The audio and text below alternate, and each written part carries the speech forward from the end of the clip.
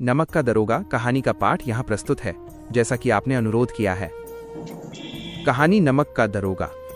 लेखक मुंशी प्रेमचंद। जब नमक का नया विभाग बना और ईश्वर प्रदत्त वस्तु के व्यवहार करने का निषेध हो गया, तो लोग चोरी छिपे इसका व्यापार करने लगे। अनेक प्रकार के छल प्रपंचों का सूत्रपात हुआ। कोई घूस से काम निकालता था, कोई चालाकी से। अधिकारियों के पौबारह थे। पटवारीगिरी का सर्वसम्मानित पद छोड़ छोड़कर लोग इस विभाग की बरकंदाजी करते थे। इसके दारोगा पद के लिए तो वकीलों का भी जी ललचाता था। यह वो समय था जब अंग्रेजी शिक्षा और ईसाई मत को लोग एक ही वस्तु समझते थे। फारसी का प्राबल्य था। प्रेम की कथाएं और श्रृंगार रस के काव्य पढ़कर फारसीदा लोग सर्वोच्च पदों पर नियुक्त हो जाया करते थे। मुंशी वंशीधर भी जुलेखा की विरह कथा समाप्त करके सीरी और फरहाद के प्रेम वृत्तांत को, नल और नील की लड़ाई और अमेरिका के आविष्कार से अधिक महत्व की बातें समझते हुए रोजगार की खोज में निकले। उनके पिता एक अनुभवी पुरुष थे। समझाने लगे, बेटा, घर की दुर्दशा देख रहे हो, ठंड के बोझ से दबे हुए हैं। लड़कियां हैं, वे घास फूस की तरह बढ़ती चली जाती हैं। मैं कगारे पर का वृक्ष हो रहा हूं, न मालूम कब गिर पड़ूं। अब तुम ही घर के मालिक मुख्तार हो। नौकरी में ओहदे की ओर ध्यान मत देना, ये तो पीर का मजार है। निगाह चढ़ावे और चादर पर रखनी चाहिए। ऐसा काम ढूंढना जहां कुछ ऊपरी आय हो। मासिक वेतन तो पूर्णमासी का चांद है, जो एक दिन दिखाई देता है और घटते घटते लुप्त हो जाता है। ऊपरी आय बहता हुआ स्रोत है, जिससे सदैव प्यास बुझती है। वेतन मनुष्य देता है, इसी से उसमें वृद्धि नहीं होती। ऊपरी आमदनी ईश्वर देता है, इसी से उसकी बरकत होती है। तुम स्वयं विद्वान हो, तुम्हें क्या समझाऊं। इस विषय में विवेक की बड़ी आवश्यकता है। मनुष्य को देखो, उसकी आवश्यकता को देखो और अवसर को देखो। उसके उपरांत जो उचित समझो करो। गरज वाले आदमी के साथ कठोरता करने में लाभ ही लाभ है, लेकिन बेगरज को दांव पर पाना जरा कठिन है। इन बातों को निगाह में बांध लो, ये मेरी जन्म भर की कमाई है। इस उपदेश के बाद पिताजी ने आशीर्वाद दिया। वंशीधर आज्ञाकारी पुत्र थे। ये बातें ध्यान से सुनी और तब घर से चल खड़े हुए। इस विस्तृत संसार में उनके लिए धैर्य अपना मित्र, बुद्धि अपनी पथ प्रदर्शक और आत्मावलंबन ही अपना सहायक था। लेकिन अच्छे शकुन से चले थे। जाते ही जाते नमक विभाग के दारोगा पद पर प्रतिष्ठित हो गए। वेतन अच्छा और ऊपरी आय का तो ठिकाना ही न था। वृद्ध मुंशी जी को सुख संवाद मिला तो फूले न समाये। महाजन कुछ नरम पड़े। कलवार की आशालता लहलहाई। पड़ोसियों के हृदय में शूल उठने लगे। जाड़े के दिन थे और रात का समय। नमक के सिपाही, चौकीदार नशे में मस्त थे। मुंशी वंशीधर को यहाँ आए अभी 6 महीनों से अधिक न हुए थे, लेकिन इस थोड़े समय में ही उन्होंने अपनी कार्यकुशलता और उत्तम आचार से अफसरों को मोहित कर लिया था। अफसर लोग उन पर बहुत विश्वास करने लगे। नमक के दफ्तर से 1 मील पूर्व की ओर जमुना बहती थी। उस पर नावों का एक पुल बना हुआ था। दारोगाजी किवाड़ बंद किए मीठी नींद सो रहे थे। अचानक आंख खुली तो नदी के प्रवाह की जगह गाड़ियों की गड़गड़ाहट तथा मल्लाहों का कोलाहल सुनाई दिया। उठ बैठे। इतनी रात गए गाड़ियां क्यों नदी के पार जाती हैं? अवश्य कुछ न कुछ गोलमाल है। तर्क ने भ्रम को पुष्ट किया। वर्दी पहनी, तमंचा जेब में रखा और बात की बात में घोड़ा बढ़ाए हुए पुल पर आ पहुंचे। गाड़ियों की एक लंबी कतार पुल के पार जाती देखी। डांटकर पूछा, टैश किसकी गाड़ियां हैं? थोड़ी देर तक सन्नाटा रहा। आदमियों में कुछ कानाफूसी हुई, तब आगे वाले ने कहा, पंडित अलोपीदीन की। कौन पंडित अलोपीदीन? दातागंज के। मुंशी वंशीधर चौंके। पंडित अलोपीदीन इस इलाके के सबसे प्रतिष्ठित जमींदार थे। लाखों रुपए का लेन देन करते थे। इधर छोटे से बड़े कौन ऐसे थे जो उनके ठणी न हो। व्यापार भी बड़ा लंबा चौड़ा था। बड़े चलते पुर्जे आदमी थे। अंग्रेज अफसर उनके इलाके में शिकार खेलने आते और उनके मेहमान होते। 12 मास सदाव्रत चलता था। मुंशी ने पूछा, गाड़ियां कहाँ जाएंगी? उत्तर मिला, कानपुर। लेकिन इस प्रश्न पर कि इनमें क्या है, सन्नाटा छा गया। दारोगा साहब का संदेह और भी बढ़ा। कुछ देर तक उत्तर की बाट देखकर वो जोर से बोले, क्या तुम सब गूंगे हो गए हो? हम पूछते हैं इनमें क्या लदा है। जब इस बार भी कोई उत्तर न मिला तो उन्होंने घोड़े को एक गाड़ी से मिलाकर बोरे को टटोला। भ्रम दूर हो गया। ये नमक के डेले थे। पंडित अलोपीदीन अपने सजीले रथ पर सवार, कुछ सोते कुछ जागते चले आते थे। अचानक कई गाड़ीवानों ने घबराए हुए आकर जगाया और बोले, महाराज, दारोगा ने गाड़ियां रोक दी हैं और घाट पर खड़े आपको बुलाते हैं। पंडित अलोपीदीन का लक्ष्मी जी पर अखंड विश्वास था। वो कहा करते थे कि संसार का तो कहना ही क्या, स्वर्ग में भी लक्ष्मी का ही राज्य है। उनका ये कहना यथार्थ ही था। न्याय और नीति सब लक्ष्मी के ही खिलौने हैं, इन्हें वो जैसे चाहती हैं नचाती हैं। लेटे ही लेटे गर्व से बोले, चलो हम आते हैं। ये कहकर पंडित जी ने बड़ी निश्चिंतता से पान के बीड़े लगाकर खाए। फिर लिहाफ ओढ़े हुए दारोगा के पास आकर बोले, बाबूजी आशीर्वाद, कहिए हमसे ऐसा कौन सा अपराध हुआ कि गाड़ियां रोक दी गईं? हम ब्राह्मणों पर तो आपकी कृपा दृष्टि रहनी चाहिए। वंशीधर रुखाई से बोले, सरकारी हुक्म। पम अलोपीदीन ने हंसकर कहा, हम सरकारी हुक्म को नहीं जानते और न सरकार को। हमारे सरकार तो आप ही हैं। हमारा और आपका तो घर का मामला है, हम कभी आपसे बाहर हो सकते हैं। आपने व्यर्थ का कष्ट उठाया। ये हो नहीं सकता कि इधर से जाएं और इस घाट के देवता को भेंट न चढ़ावें। मैं तो आपकी सेवा में स्वयं ही आ रहा था। वंशीधर पर ऐश्वर्य की मोहिनी वंशी का कुछ प्रभाव न पड़ा। ईमानदारी की नई उमंग थी।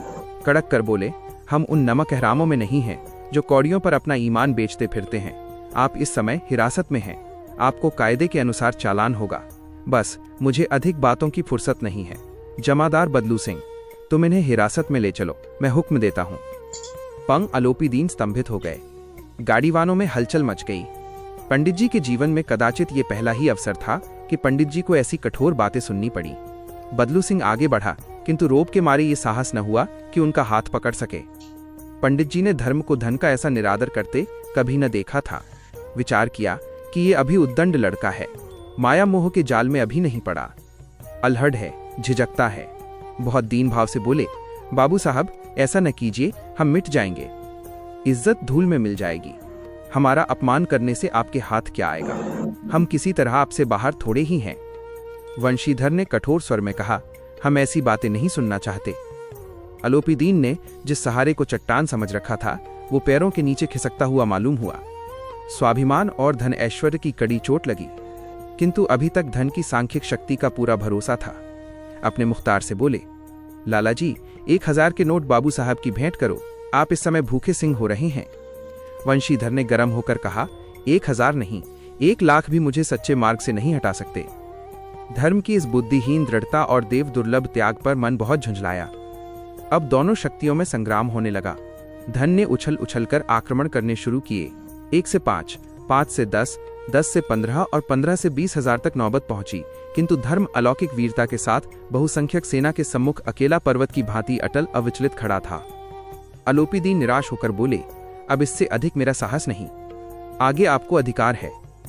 वंशीधर ने अपने जमादार को ललकारा। बदलू सिंह मन में दारोगाजी को गालियां देता हुआ पंडित अलोपीदीन की ओर बढ़ा। पंडित जी घबराकर 2-3 कदम पीछे हट गए। अत्यंत दीनता से बोले, बाबू साहब ईश्वर के लिए मुझ पर दया कीजिए, मैं 25,000 पर निपटारा करने का तैयार हूं। असंभव बात है। 30,000 पर? किसी तरह भी संभव नहीं। क्या 40,000 पर भी नहीं? 40,000 नहीं, 40 लाख पर भी असंभव है। बदलू सिंह, इस आदमी को हिरासत में ले लो, अब मैं एक शब्द भी नहीं सुनना चाहता। धर्म ने धन को पैरों तले कुचल डाला। अलोपीदीन ने एक हृष्ट पुष्ट मनुष्य को हथकड़ियां लिए हुए अपनी तरफ आते देखा। चारों ओर निराश और कातर दृष्टि से देखने लगे। इसके बाद मूर्छित होकर गिर पड़े। दुनिया सोती थी पर दुनिया की जीभ जागती थी।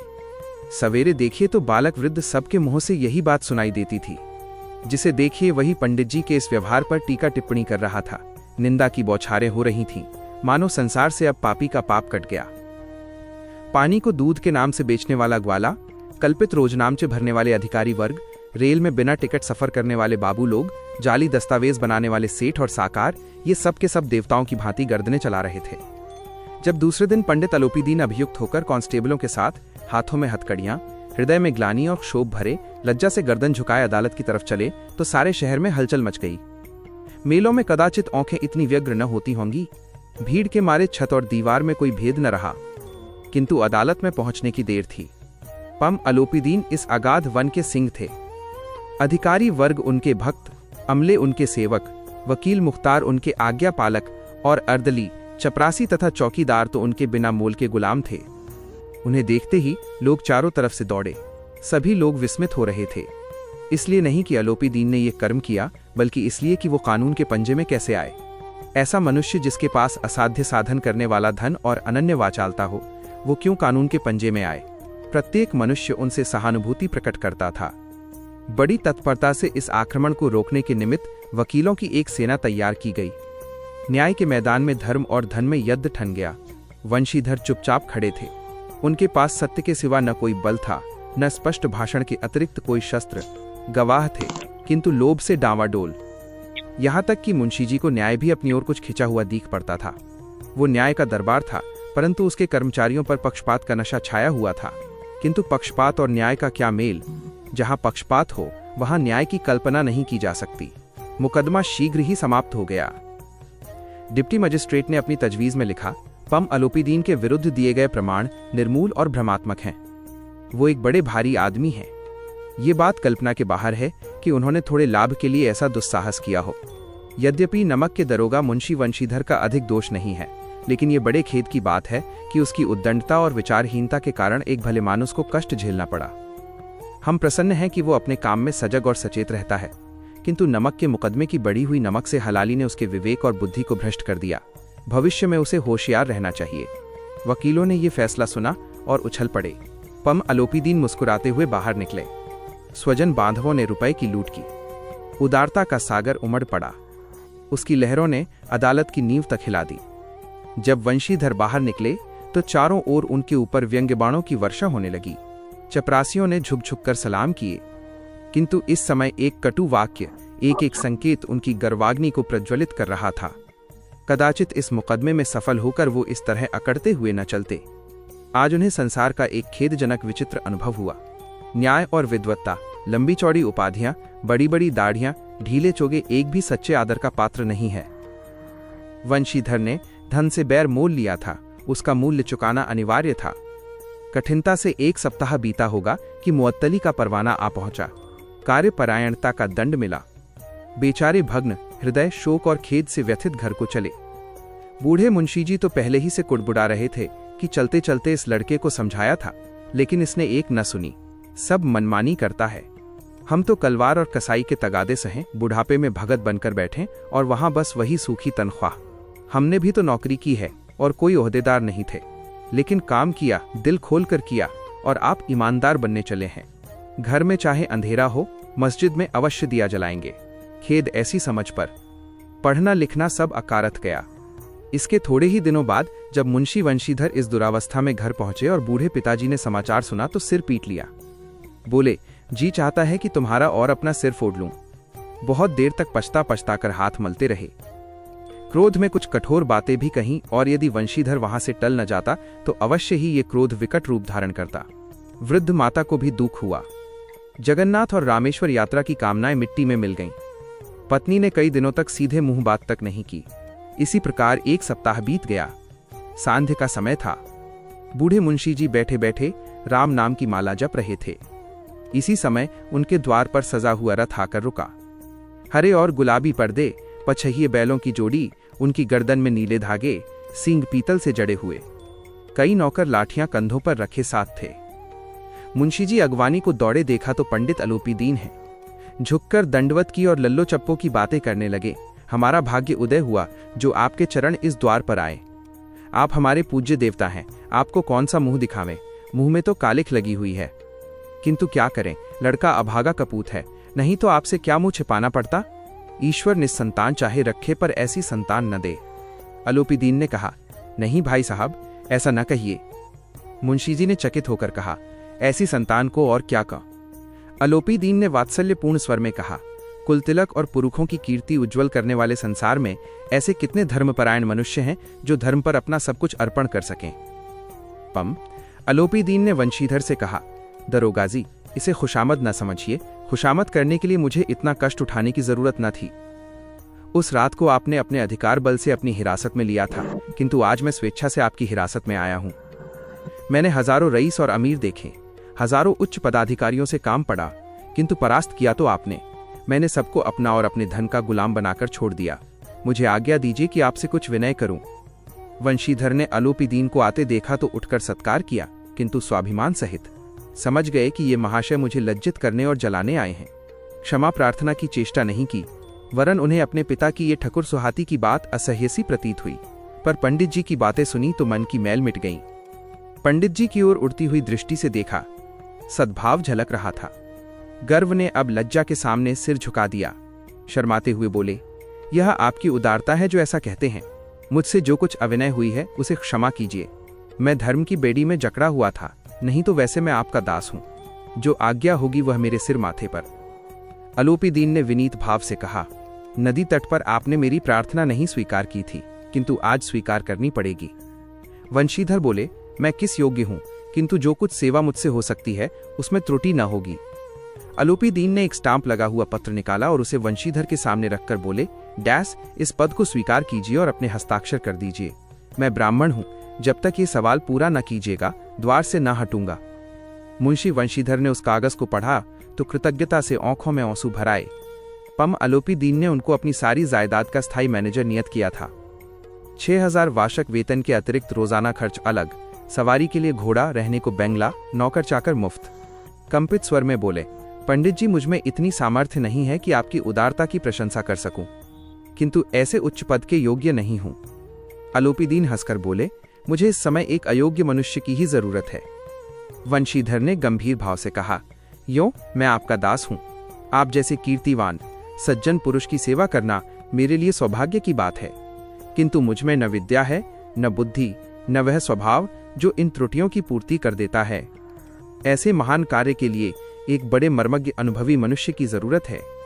अलोपीदीन ने कलमदान से कलम निकाली और उसे वंशीधर के हाथ में देकर बोले, न मुझे विद्वत्ता की चाह है, न अनुभव की, न मर्मज्ञता की, न कार्यकुशलता की।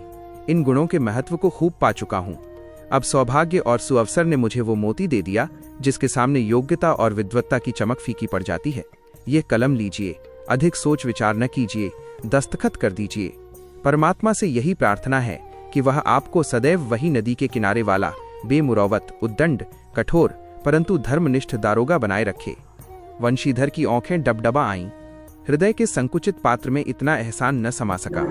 एक बार फिर पंडित जी की ओर भक्ति और श्रद्धा की दृष्टि से देखा और कांपते हुए हाथ से मैनेजरी के कागज पर हस्ताक्षर कर दिए। अलोपीदीन ने प्रफुल्लित होकर उन्हें गले लगा लिया।